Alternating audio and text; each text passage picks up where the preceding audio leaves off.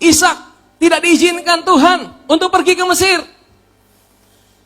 Dikatakan dia harus tinggal di negeri, di tempat itu, saudara. Ayat yang ketiga.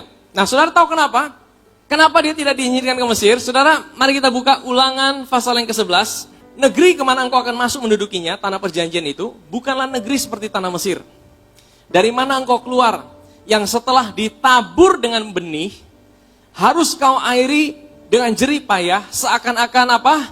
Kebun sayur. Jadi tanah Mesir itu, saudara, mereka ada benih, mereka mengerjakan tanah, tapi airnya itu dari mana, saudara? Airnya dari Sungai Nil. Jadi saudara tahu Sungai Nil itu sangat didewakan oleh orang Mesir. Karena Sungai Nil itu adalah sumber penghidupan mereka. Mereka bisa bercocok tanam, mereka bisa punya hasil, mereka bisa punya segala sesuatu. Mereka ambil dari Sungai Nil, saudara. Makanya tulah pertama yang Tuhan kirimkan untuk Mesir apa, saudara? Air berubah menjadi darah. Kenapa, saudara? Karena Tuhan ingin tunjukkan buat mereka, termasuk orang Israel, yang menjadi sumber dalam kehidupan mereka, yang buat mereka bisa menuai, itu bukan Sungai Nil. Sungai Nil bisa kering, Sungai Nil bisa jadi darah. Tetapi Tuhan bilang apa? Ayat berikutnya, saudara.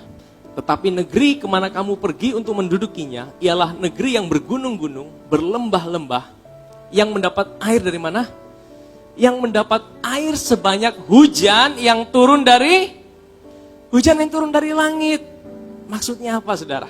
Benihnya boleh sama, tanahnya boleh sama, tapi yang satu dari Mesir, airnya dari Sungai Nil.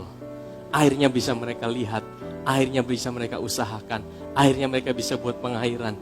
Tetapi yang di tanah perjanjian, Tuhan bilang airnya dari atas, airnya adalah air hujan.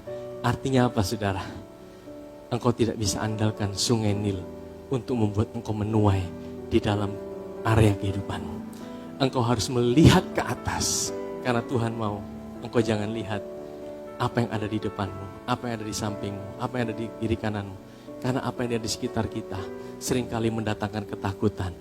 Waktu engkau lihat ke atas, ini sih sebuah sikap engkau mengandalkan hujan dari Tuhan. Hujan ini bicara tentang kasih karunia.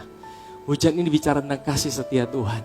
Hujan ini bicara tentang karya Kristus. Engkau lihat saja kebaikannya. Engkau lihat saja pada dia. Engkau pandang saja pada dia. Waktu engkau mulai tunduk, engkau lihat masalahmu. Tuhan bilang, angkat kepalamu lagi. Lihat pada Tuhan. Lihat pada kebaikannya. Lihat pada kasih setianya. Bahtera Nuh itu tidak ada jendela. Bahtera Nuh itu begitu besar, saudara tahu? Kalau kita buat kapal, wah pasti kita mau buat ada jendela banyak. Kita mau lihat view-nya bagaimana, laut bagaimana. Betul ya, saudara? Kita mau yang indah-indah, betul tidak? Tidak mungkin kita buat bahtera tertutup semua mati. Lubang satu di atas. Jendela cuma satu di atas. Pintunya saja ditutup sama Tuhan. Ini menggambarkan apa? Kita dalam Kristus, kita aman, saudara. Amin, saudara. Bahtera itu melambangkan Kristus. Tuhan tidak mau, kalau Nuh itu dalam bahtera itu, air bah turun.